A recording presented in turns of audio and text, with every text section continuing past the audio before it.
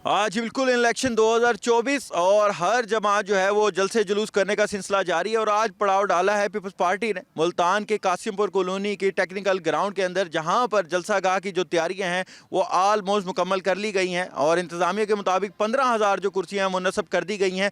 40 foot ऊंचा जो है यहाँ पर जो स्टेज है वो भी यहाँ पर जो है वो सजा दिया गया है, जहाँ पर मरकजी कायदीन आएंगे और शुरा से खिताब करेंगे।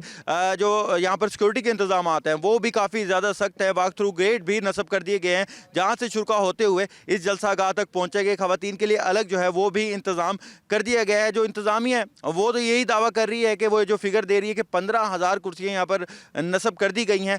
बड़ी बड़ी यहाँ पर जो कायदीन है वो पहुंचेंगे और बिलावल भुट्टो जरदारी जो है उनका जो खिताब है वो 3 से 4 बजे तक यहाँ पर एक्सपेक्टेड है।